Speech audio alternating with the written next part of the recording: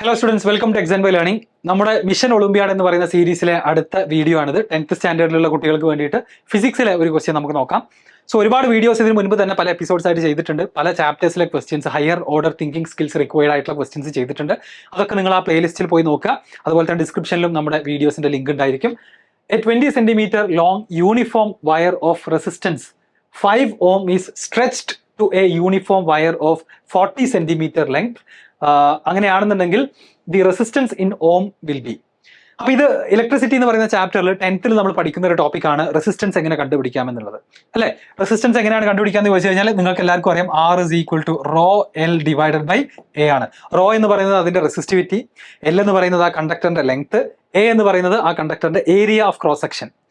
ഇതിൽ പക്ഷേ പറയുന്നത് എന്താ വെച്ച് കഴിഞ്ഞാൽ, നമ്മൾ ആദ്യം നമ്മുടെ കയ്യിൽ ഒരു വയർ ഉണ്ടായിരുന്നു, അതിന്റെ റെസിസ്റ്റൻസ് എത്രയാണ്? അതിന്റെ റെസിസ്റ്റൻസ് 5 ohm ആണെന്ന് പറയുന്നുണ്ട്. അതിന്റെ ലെങ്ത് 20 centimeter ആണ്. അപ്പോൾ ഓൾറെഡി ഇവിടെ ഒരു റെസിസ്റ്ററിനെ കുറിച്ചുള്ള ഡീറ്റെയിൽസ് തന്നിട്ടുണ്ട്. എന്തൊക്കെയാണെന്ന് വെച്ച് കഴിഞ്ഞാൽ, ഒന്ന് റെസിസ്റ്റൻസ് 5 ohm ആണ്, അതുപോലെ തന്നെ ലെങ്ത് 20 centimeter ആണ്. വേറെ ഇൻഫർമേഷൻ ഒന്നുമില്ല, ഏരിയനെ പറ്റി ഒന്നും പറയുന്നില്ല, റെസിസ്റ്റിവിറ്റിയെ പറ്റി ഒന്നും പറയുന്നില്ല. എന്നിട്ട് പറയുന്നത് ഈ കണ്ടക്ടർ അല്ലെങ്കിൽ ഈ ഒരു വയർ തന്നെ നമ്മൾ വലിച്ചു നീട്ടുന്നു. സ്ട്രെച്ച് ചെയ്യാന്ന് പറഞ്ഞാൽ എന്താ, ആ same wire additional material add ചെയ്യാതെ നമ്മുടെ കയ്യിലുള്ള വയർ തന്നെ നമ്മൾ സ്ട്രെച്ച് ചെയ്യുന്നു, വലിച്ച് നീട്ടിയിട്ട് 40 centimeters ആക്കുന്നു. 20 centimeter ഉള്ളത് 40 centimeters ആക്കുന്നു. വിച്ച് മീൻസ് ലെങ്ത് നമ്മൾ എന്ത് ചെയ്യാണ്, ഡബിൾ ആക്കുകയാണ്. അപ്പൊ ആദ്യം ഉണ്ടായിരുന്ന ലെങ്ത് 20 centimeter ആണെങ്കിൽ പുതിയ ലെങ്ത് L ഡാഷ് എന്ന് ഞാൻ പേരിട്ട് വിളിക്കുകയാണ്.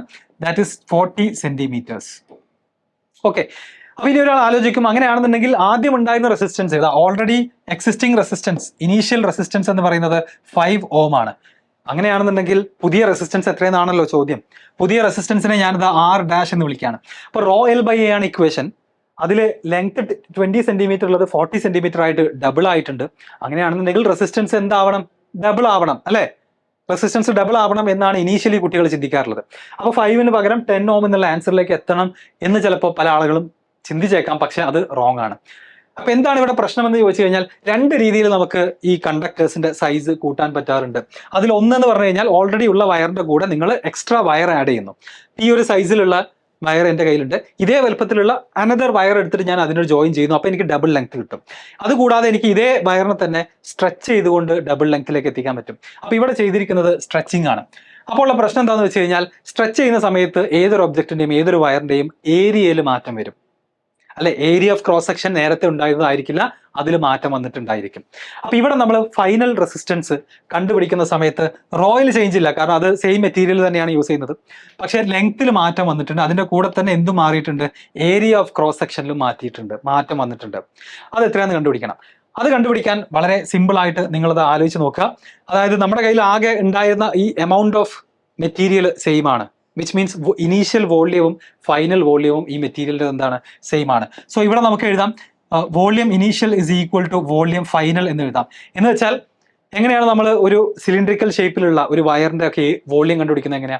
അതിന്റെ length into area of cross section ചെയ്താൽ മതി, അല്ലെ? ഒരു സിലിണ്ടറിന്റെ വോള്യം കണ്ടുപിടിക്കുന്നത് എങ്ങനെയാണ്? അതിന്റെ height into area of cross section ആണ്. സിമിലർലി ഒരു കണ്ടക്ടറിന്റെ കേസിൽ നമ്മൾ പറയുകയാണെന്നുണ്ടെങ്കിൽ അതിന്റെ length into area of cross section ആണ് വോള്യം എന്ന് പറയുന്നത്. ഓക്കെ, സോ ഞാനത് അവിടെ ആദ്യം എഴുതാണ്, volume is equal to volume of the wire is equal to length into area എന്ന് ഞാൻ എഴുതുകയാണ്. ഓക്കെ, അങ്ങനെയാണെന്നുണ്ടെങ്കിൽ ആദ്യം തന്നെ നമുക്ക് ആ വോള്യത്തിന്റെ കമ്പാരിസൺ ചെയ്യാം. സോ ഇനീഷ്യലി ഉണ്ടായിരുന്ന വോള്യം തന്നെ ആയിരിക്കും ഫൈനലി ഉണ്ടായിരിക്കുക, which means length into area is equal to, ഇവിടെ നിങ്ങൾ നോക്കുക, ആദ്യം ഉണ്ടായിരുന്ന ലെങ്ത് 20 centimeter ആണ്. ആദ്യത്തെ ഏരിയ ഞാൻ A എന്ന് എടുക്കുന്നു. പുതിയ ലെങ്ത് എന്ന് പറയുന്നത് എത്രയായിട്ടുണ്ട്? 40 centimeters ആയിട്ടുണ്ട്, അല്ലെ? L എന്ന് പറയുന്നത് എത്രയാ? 20 centimeters ആണെന്ന് ക്വസ്റ്റ്യനിൽ തന്നിട്ടുണ്ട്. പുതിയ ലെങ്ത് 40 centimeters ആണ്. അതിനെ നമുക്ക് 2L എന്ന് വിളിച്ചൂടെ? ആദ്യം ഉണ്ടായിരുന്ന ലെങ്ത്തിന്റെ ഡബിൾ ആണെന്ന് പറയാലോ. അപ്പോൾ പുതിയ വോള്യം എന്ന് പറഞ്ഞു കഴിഞ്ഞാൽ 2L ഇൻറ്റു A ഡാഷ് എന്ന് നമുക്ക് എഴുതാം. അങ്ങനെയാണെന്നുണ്ടെങ്കിൽ നിങ്ങളൊന്ന് ആലോചിച്ച് നോക്കുക, A dash is equal to എത്രയാണ് വരാൻ പോകുന്നത്?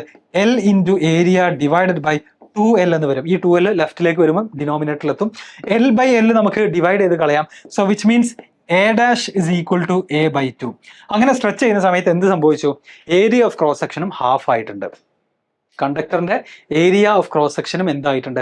ഹാഫ് ആയിട്ടുണ്ട്. അപ്പൊ നമുക്ക് പുതിയ ഏരിയ കിട്ടി, പുതിയ വോള്യം നമുക്കറിയാം. അങ്ങനെയാണെന്നുണ്ടെങ്കിൽ നമുക്ക് എന്ത് ചെയ്യാം? പുതിയ റെസിസ്റ്റൻസിന്റെ വാല്യൂ കണ്ടുപിടിക്കാം. So R dash is equal to rho L dash by A dash എന്ന് ഞാൻ ഇവിടെ എഴുതുകയാണ്. So that is rho into L dash എത്രയാണ്, പുതിയ ലെങ്ത് എത്രയാണ്, ആദ്യം ഉണ്ടായിരുന്നത് 20 സെന്റിമീറ്റർ ആണെങ്കിൽ ഇപ്പോൾ ഉള്ളത് 40 സെന്റിമീറ്റേഴ്സ് ആണ്. അതുപോലെ തന്നെ ഏരിയക്ക് എന്താ സംഭവിച്ചത്, ആദ്യം ഉണ്ടായിരുന്ന ഏരിയയുടെ ഹാഫ് ആയിട്ട് കുറയുകയും ചെയ്തു. അപ്പോൾ ഈ ഡിനോമിനേറ്ററിൽ ഒരു ഫ്രാക്ഷൻ ആണ്, രണ്ട് ഫ്രാക്ഷൻസ് ഡിവൈഡ് ചെയ്യുമ്പം ഇതെന്തായിട്ട് മാറും, ഇത് rho into 2l into 2/a എന്നാകും. So totally 4 into rho L by A എന്നുള്ള ഫോമിലേക്ക് നമ്മൾ എത്തും, പുതിയ റെസിസ്റ്റൻസ്. അപ്പൊ നിങ്ങൾ ഇനിയാണ് വളരെ സിമ്പിൾ ആയിട്ട് നമുക്ക് ഇതിന്റെ ഫൈനൽ ആൻസറിലേക്ക് എങ്ങനെ എത്താമെന്ന് മനസ്സിലാക്കാൻ പോകുന്നത്. റോ എൽ ബൈ എ എന്ന് പറഞ്ഞാൽ എന്താ, തൊട്ട് ബാക്കോട്ട് പോയി കഴിഞ്ഞാൽ അറിയാം, റോ എൽ ബൈ എ എന്ന് പറഞ്ഞാൽ ഇനീഷ്യലി ഉണ്ടായിരുന്ന റെസിസ്റ്റൻസ് തന്നെയാണ്, അത് 5 ഓം ആണ്. ആദ്യം ഉണ്ടായിരുന്ന resistance rho into L divided by A which is equal to 5 ohm. അങ്ങനെയാണെങ്കിൽ പുതിയ റെസിസ്റ്റൻസ്, ഈ ഒരു സ്ട്രെച്ചിങ്ങിന് ശേഷമുള്ള റെസിസ്റ്റൻസ് എത്രയാ, 4 into rho L by A ആണ് അല്ലെ. അപ്പൊ റോ എൽ ബൈ എ എന്നതിന് പകരം നമുക്ക് ക്വസ്റ്റ്യനിൽ തന്നിട്ടുള്ള 5 ഓം യൂസ് ചെയ്താൽ 4 into 5 which is equal to 20 ohm ആണ് എന്ത്, ഇതിന്റെ ആൻസർ. ഓക്കെ.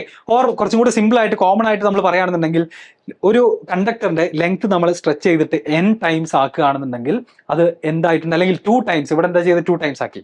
സോ ഒരു കണ്ടക്ടറിനെ നമ്മൾ സ്ട്രെച്ച് ചെയ്തിട്ട് അതിന്റെ ലെങ്ത് 2 ടൈംസ് ആക്കുകയാണെന്നുണ്ടെങ്കിൽ അതിന്റെ റെസിസ്റ്റൻസ് 4 ടൈംസ് ഇൻക്രീസ് ചെയ്യും എന്നാണ് ഈ ഒരു ക്വസ്റ്റ്യനിലൂടെ നമുക്ക് മനസ്സിലാക്കാൻ പറ്റുന്ന കാര്യം.